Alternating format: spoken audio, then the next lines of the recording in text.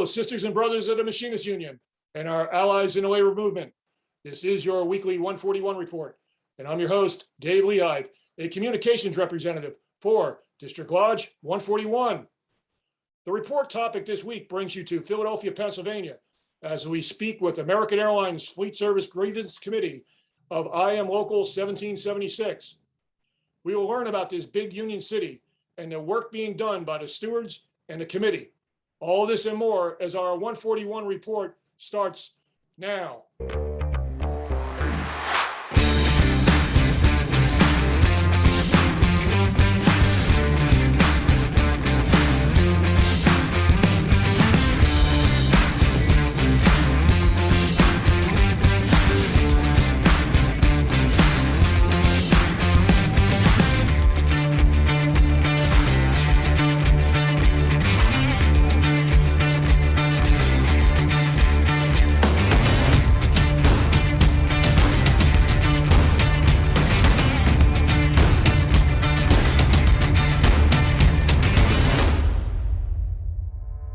Good afternoon, brothers and sisters.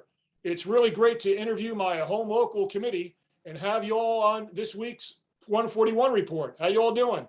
Hey, Dave. Good, Dave. How you doing?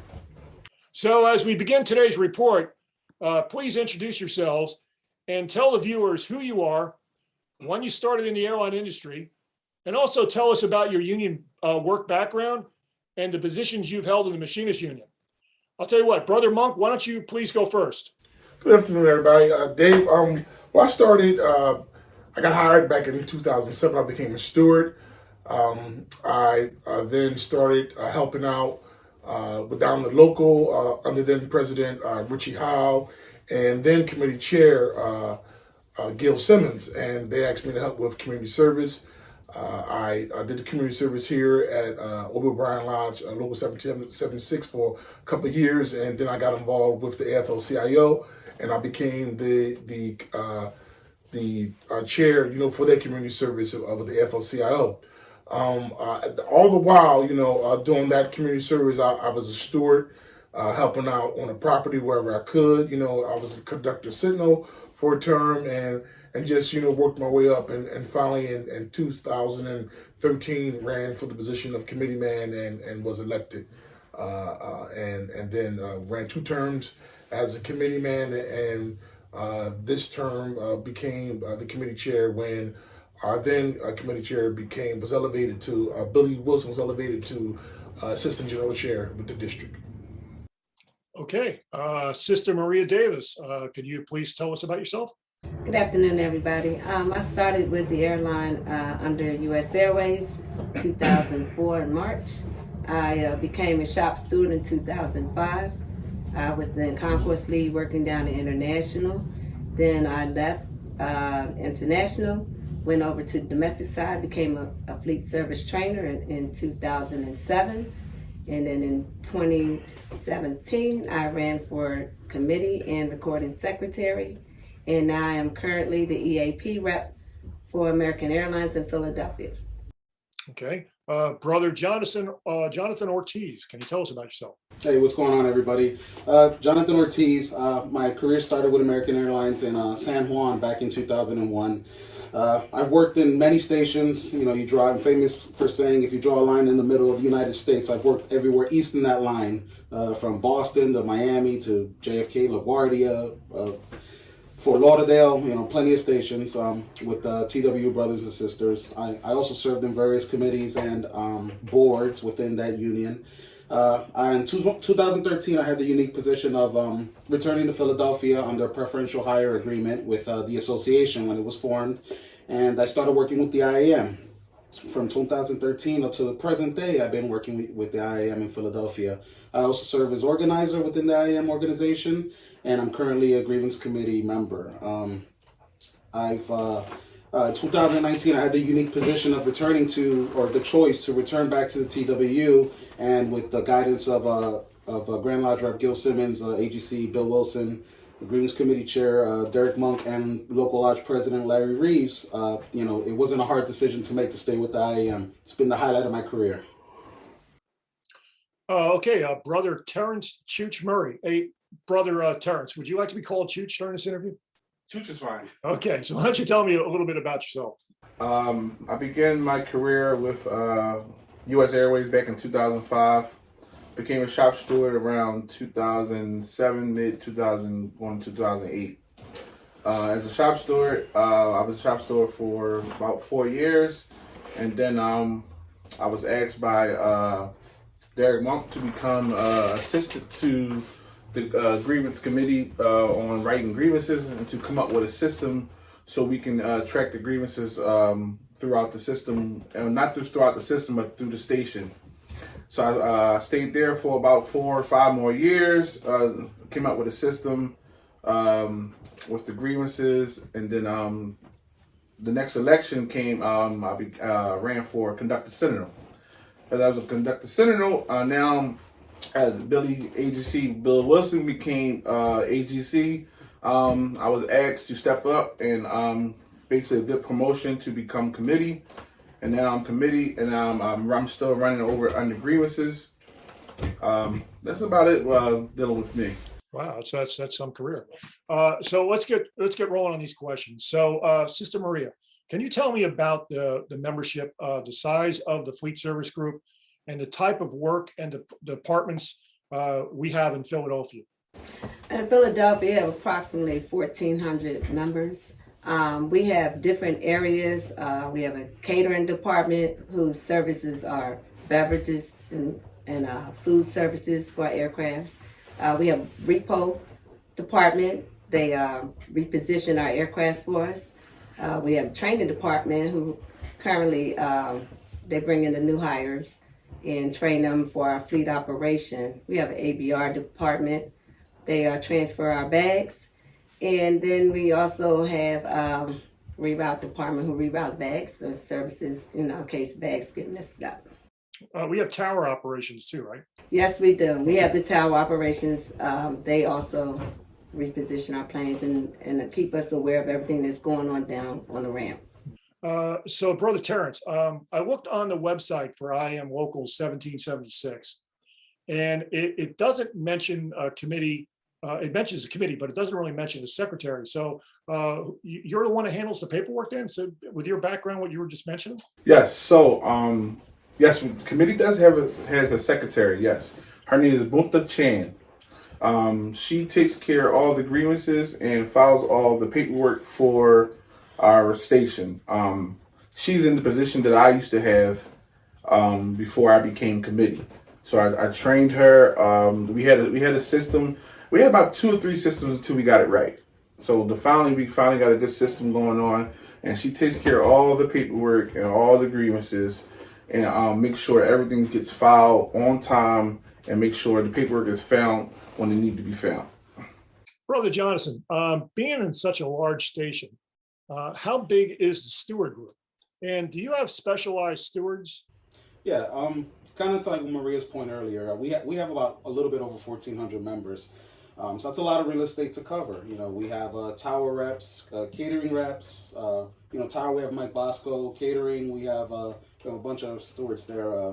Scott Haggerty, and the ramp, we have Abner, Jasmine, Derek Clark. We have Bunta Chan, Everton Malcolm. We have a lot of stewards covering different areas. Communications with James Everett, also Paul Barksdale.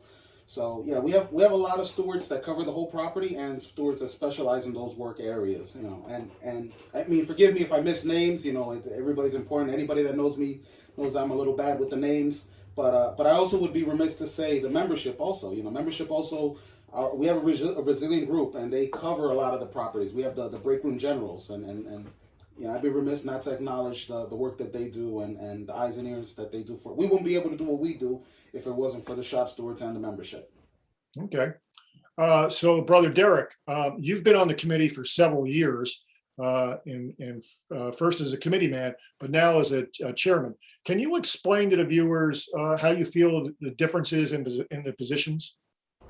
That's a loaded question, Dave. But I think the difference between, for me, is a committee person and the chair is leadership. The chairman has to be the face of the committee. The membership and the company has an expectation that the chairperson be it, have the answers for the committee and is able to speak on behalf of the committee. So that's the expectation that the membership has.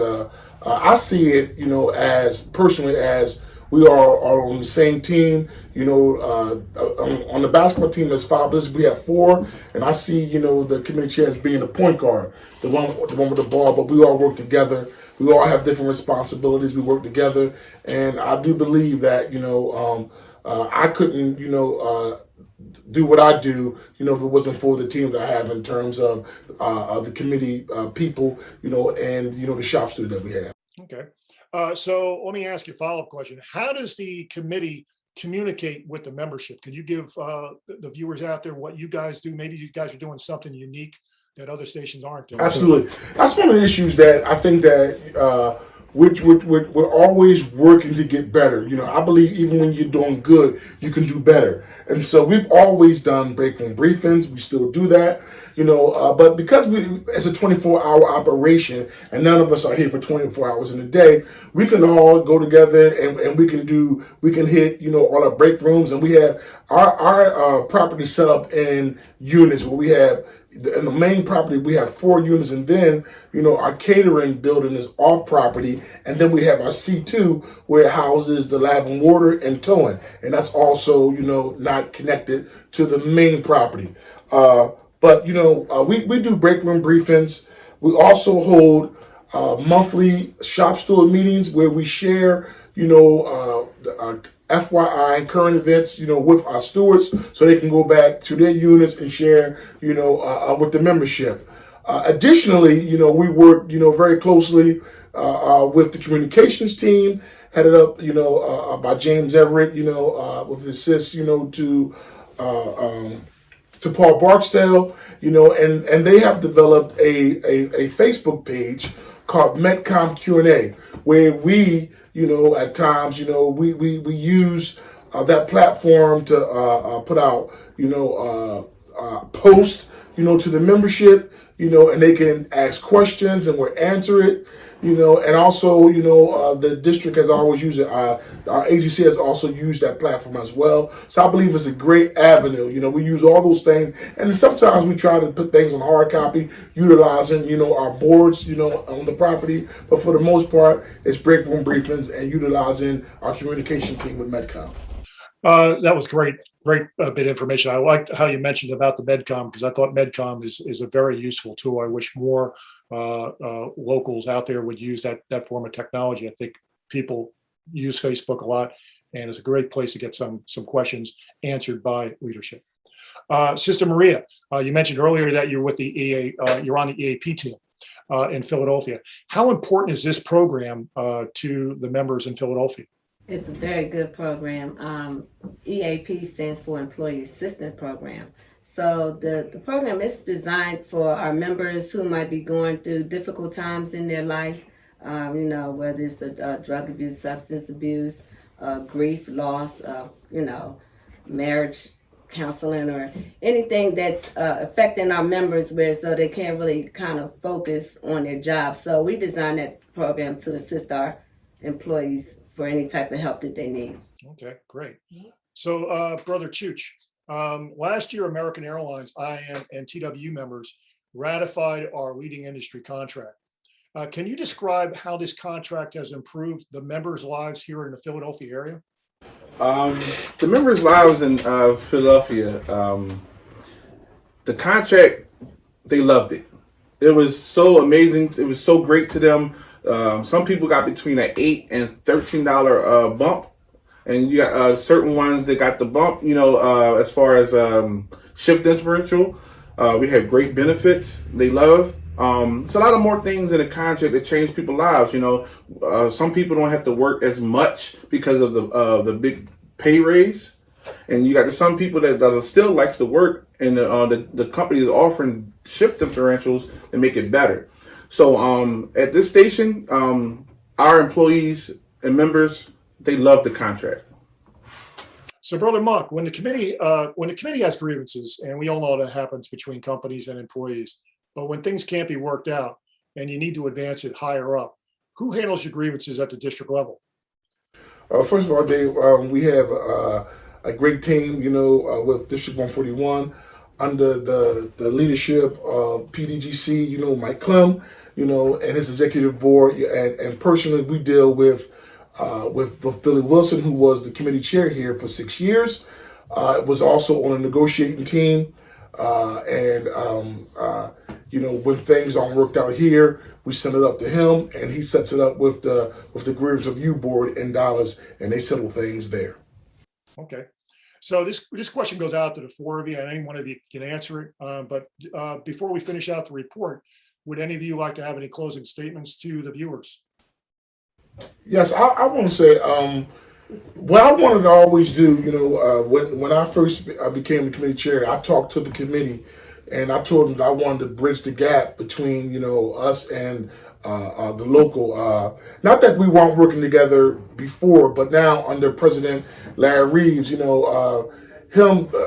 being a crew chief and actually working on the ramp. He's a young guy in his early 40s, and so he really had a personal relationship with a lot of our 1,400 members. Saying that, working with him, he's been a great aid to this committee with getting things done on the property and off the property in terms of some of the things, our initiatives, things that we're looking to do, and on the property and the surrounding area. Fantastic. Well, this wraps up this week's 141 report. I want to thank the four of you for taking the time to speak to our viewers this week about the good work you're all doing. Nicely done. Thanks, Dave. Thank you. Thank you, Dave. In closing, I have a special reminder to all United Airlines IAM members.